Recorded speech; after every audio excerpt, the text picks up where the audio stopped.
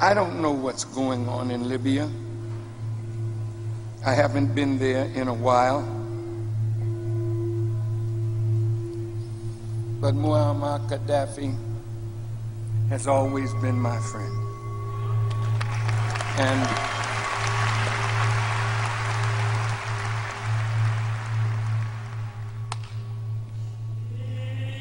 treason, the crime of betraying one's country, especially by attempting to kill the sovereign or overthrow the government. The coalition said destroying Gaddafi was not their goal. Then why bomb his palaces? Now some officials have claimed that eliminating him was in fact their goal. Who gave them that right?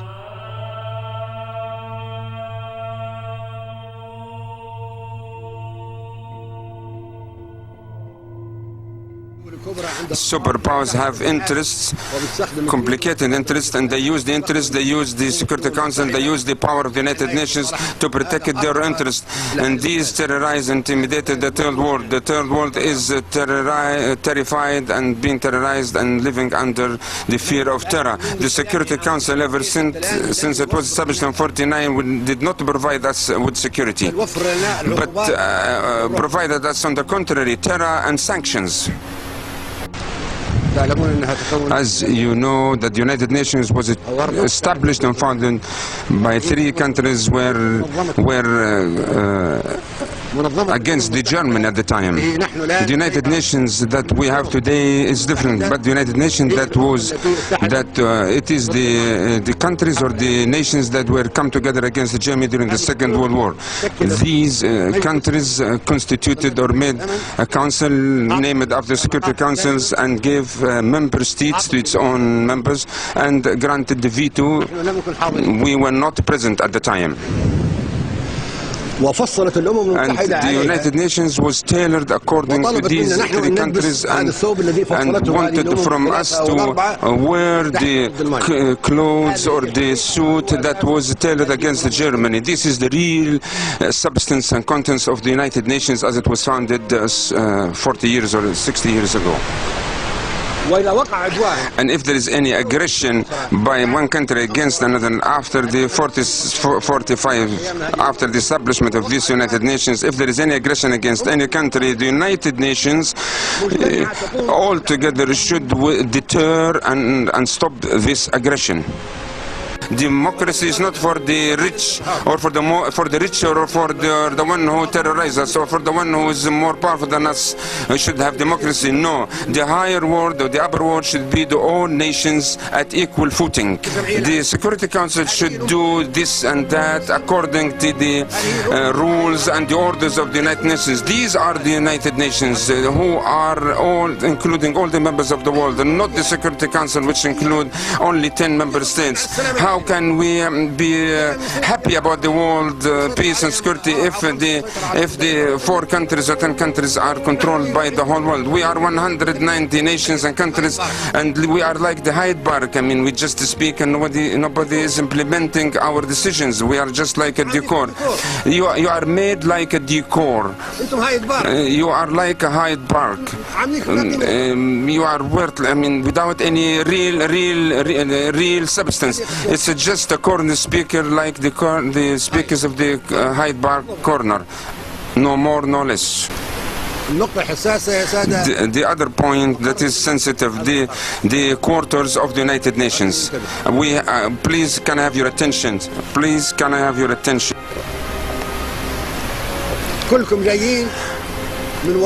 All of you came across the Atlantic, crossing the Atlantic Oceans, the Asian continent, or the African continent, to reach this place. Why?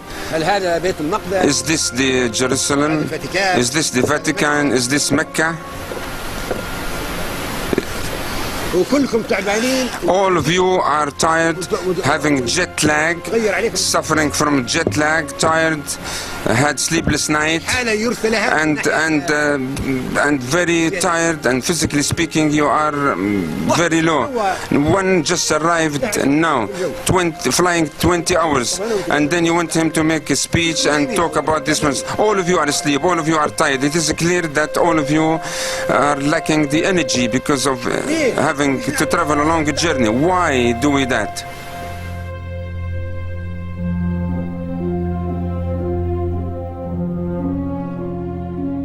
We shall not resort to the military force unless it is a common interest. This is the preamble which we were happy and we signed, and we joined the United Nations because we wanted the charter to be like that. It says that the armed forces only use it when it is a common interest to all nations.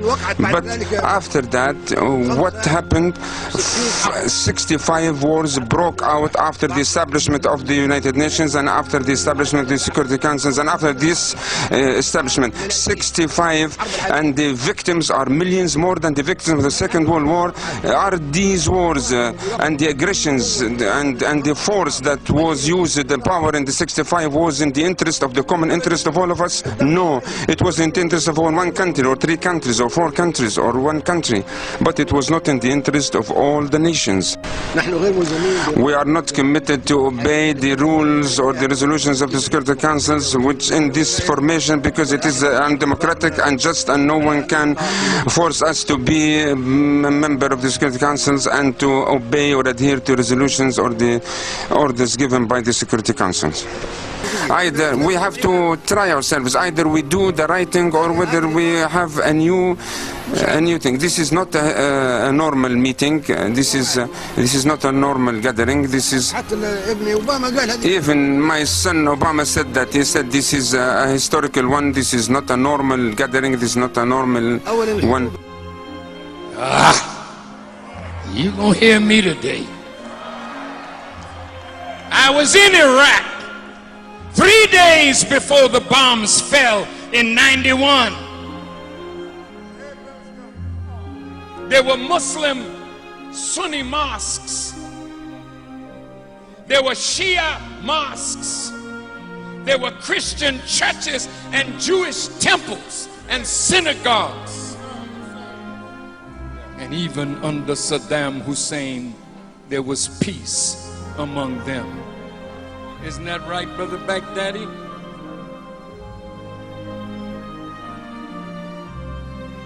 But when America went in, under the guise that he had weapons of mass destruction, did they find any? So what was shock and awe about? You want to bring Gaddafi before the International Criminal Court? What about Bush? What about Rumsfeld?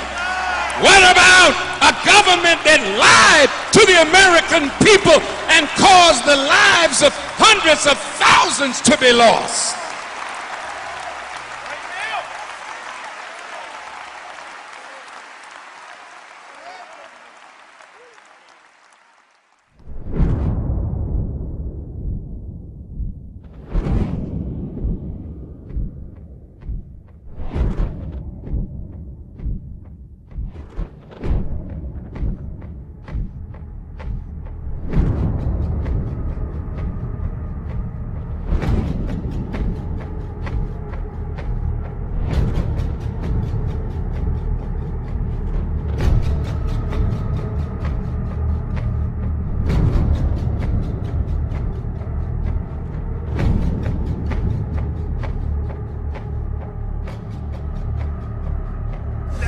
Why there was any reason to invade Iraq?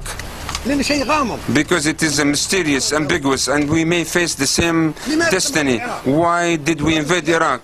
The invasion in itself is a serious violation of the UN Charter.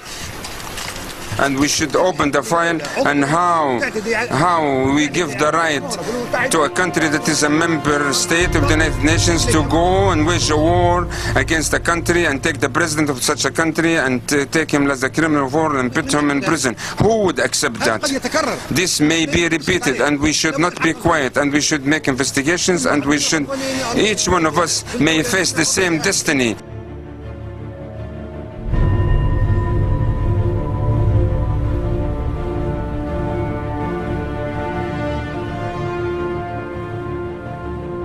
Who sentenced to death the president of Iraq?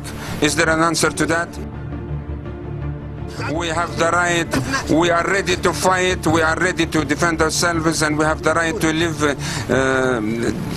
dignified under the sun on the earth, and they have already tested us, and we can put up to test.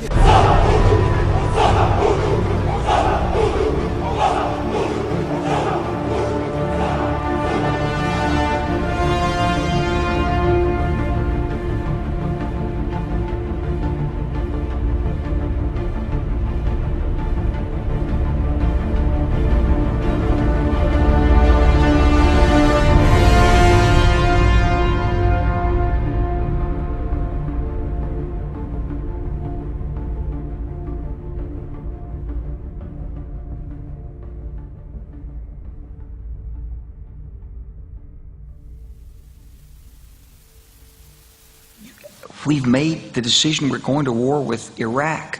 This was on or about the 20th of September. I said, we're going to war with Iraq. Why? He said, I don't know. He said, I guess they don't know what else to do. So I said, well, did they find some information connecting Saddam to Al-Qaeda? He said, no. He says, there's nothing new that way. They just made the decision to go to war with Iraq. He said, I guess it's like we don't know what to do about terrorists, but we've got a good military and we can take down governments. So I came back to see him a few weeks later, and by that time we were bombing in Afghanistan. I said, are we still going to war with Iraq? And he said, oh, it's worse than that.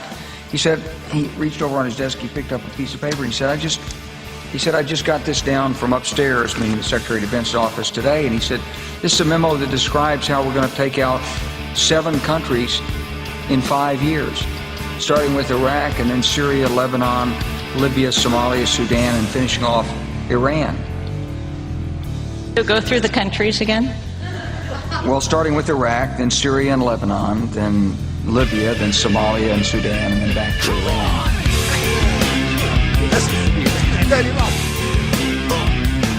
نكره بعضنا ونجيب لبعضنا ونشمت لبعضنا نتآمر على بعضنا. احنا مخابراتنا نتآمر على بعضنا، ما تحمي فينا من العدو.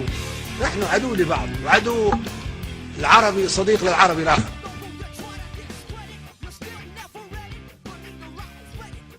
ويا ريت هالشد اللي استخدموا فيها وهالحدية ضد بعضنا استخدموها ضد العدو.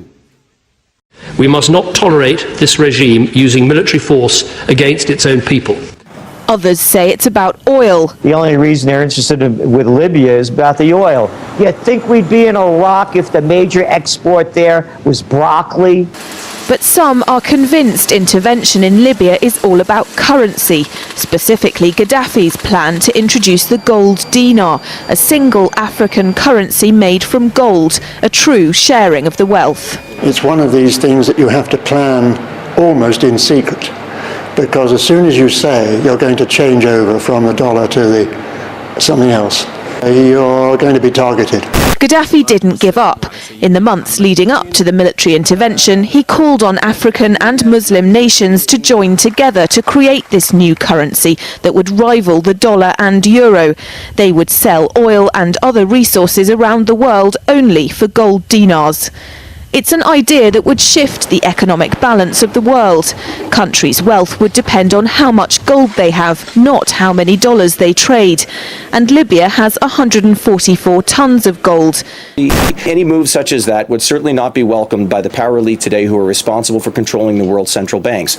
So yes, that would certainly be something that would cause his immediate dismissal and the need for other reasons to be brought forth for removing him from power. تجي قوة أجنبية تحتل دولة عربية وتشنق رئيسها واحنا نتفرج عليهم ونضحك. تحقيق في مقتل صدام حسين. قيادة عربية بالكامل تقتل تشنق في المشانق واحنا نتفرج في ماذا؟ ما ممكن الدور جاي عليكم كلكم. Production.